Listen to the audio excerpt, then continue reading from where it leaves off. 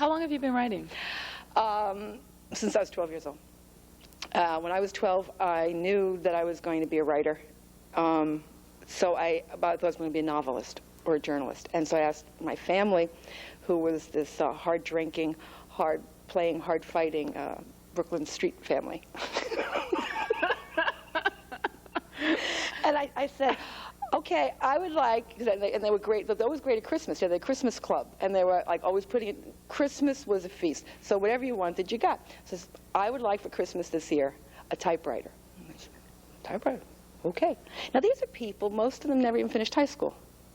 Wow. But I was going to school, and you have to write these compositions, and they were always like really good. And even I went to Catholic school, and the nuns would say, hey, that's really good. And I'd bring them home, and they would read them.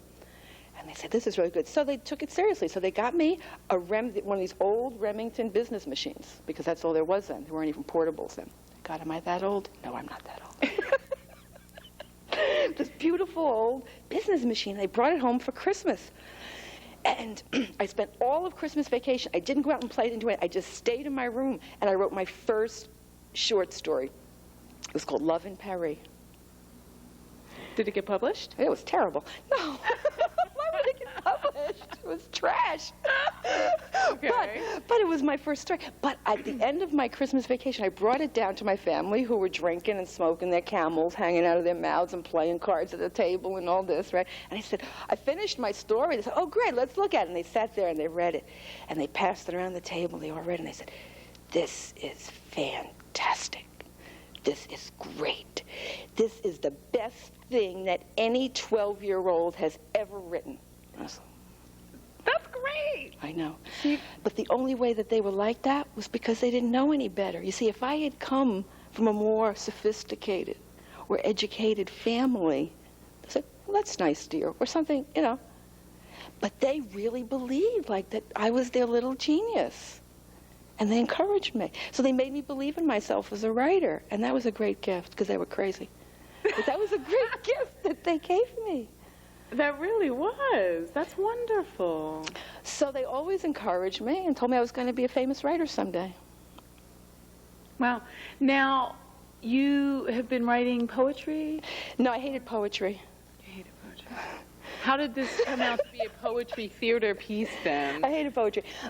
I ended up on the school paper in high school and all of that. And I was on the path to be a journalist or a novelist. And then I went to my first year of college. I left Catholic school, and I went off to Brooklyn College, you know. And I left the safe world of the Catholic high school, which, as problematic as it was secure, and you were loved, and you knew what was happening. And then here I am in the middle of 30,000 people at Brooklyn College, and nobody knows my name, and nobody could care less. And I'm in class trying to, like, defend some social science problem on the basis of the existence of God. I was sunk. I was having a nervous breakdown. It was 1967.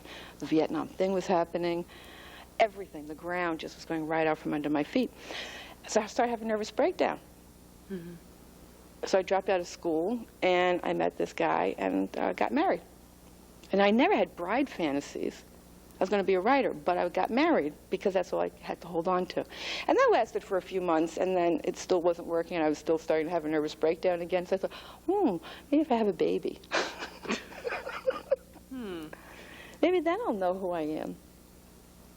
So I had the baby, and then all that was left was like between times, like between when the baby was sleeping and stuff like that. And so I started to write my little poetry to express myself. Because also what was happening, there was folk singing, right? So like Dylan and Baez and all those people, right? So I wrote my little feelings, and I didn't really like poetry, but I liked writing my own. So I would do that. And then one night, I was watching, well, I was always watching television, because that's all there was to do when you're a neurotic housewife. You know, you watch TV. So, but one night I turned on public television, and I saw this program of black women poets, and they were like just standing there. They were just standing there, and like they were in the camera. They had podiums, they had papers, but they didn't look at them. They were just like this. I remember Nikki Giovanni was there. I don't remember who the others were.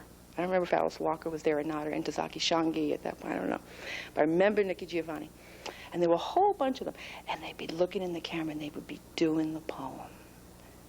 And their bodies would be going, and it would be in a kind of music. And I said, that's fantastic. I said, that's what it can be. This is not just about the little feelings on paper.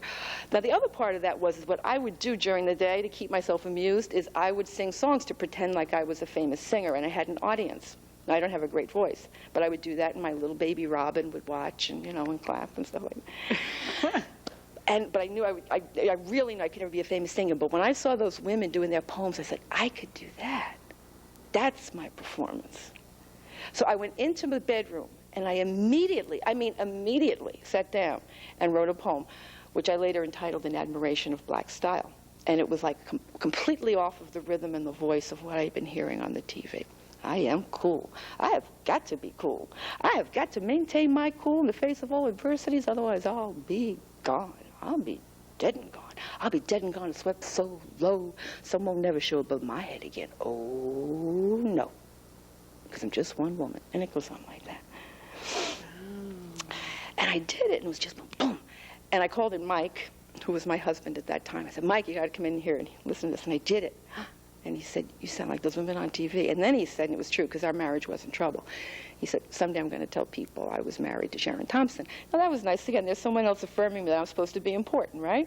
Even though we're breaking up. But anyway, that was how I got into performance poetry. It was through that program and watching those women. Now, the hard part was that I'm not black.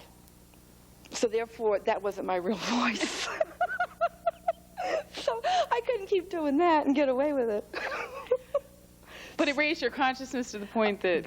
What a performance poem, what a poem could be. Forget performance. This is what a poem could be. It could be alive, it could be in the moment, it could be in a room with people. And you get an energy going. It's not just a thing that's on a piece of paper. And the thing about the way those women were doing it was full of music. You heard the music of language. And then it's physical. The body moves with it. And you're not looking at the paper. It's like the words are happening for the first time as you're saying them. So this was a new possibility. And so then I had to find out, well, if I can't do the black voice as much as I loved it, so I had to find my own. And so then I started doing poems, I think working off of the language of street kids in Brooklyn and stuff like that. And I started finding my own. How did you get involved with the street kids? Well, I was a street kid. When I was a kid, I was a street kid. Oh, I grew up in the streets. I mean, going back to where I grew up in Brooklyn. I see. Okay.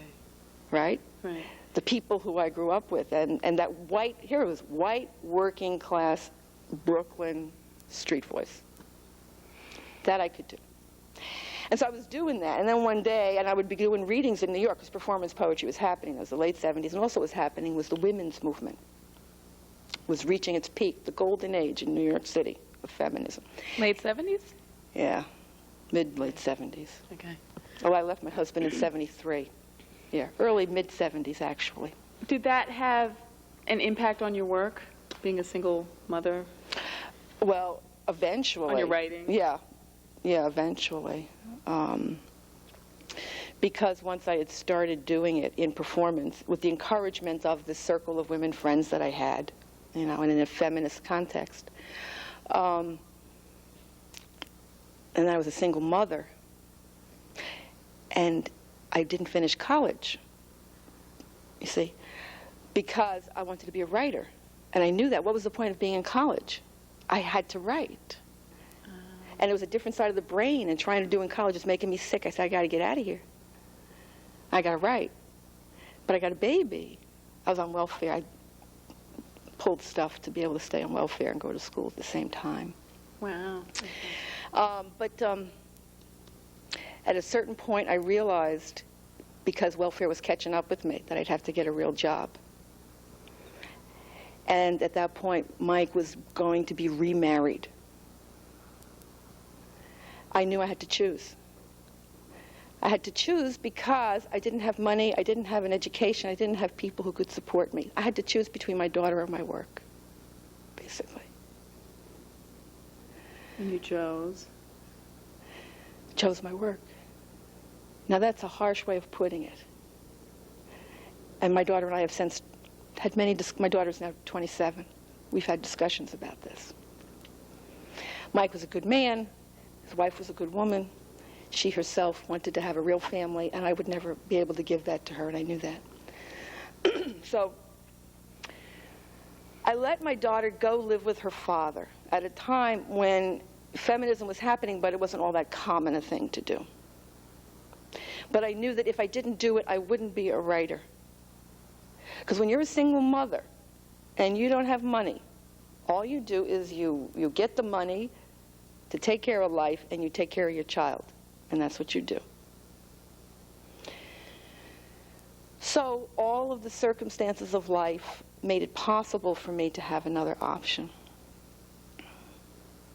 And so Robin went to live with her father and his new wife, and I embarked on being a poet, and I went to work for poets.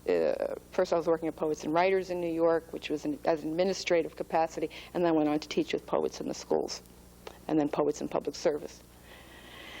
And at the same time, I was meeting the Grail.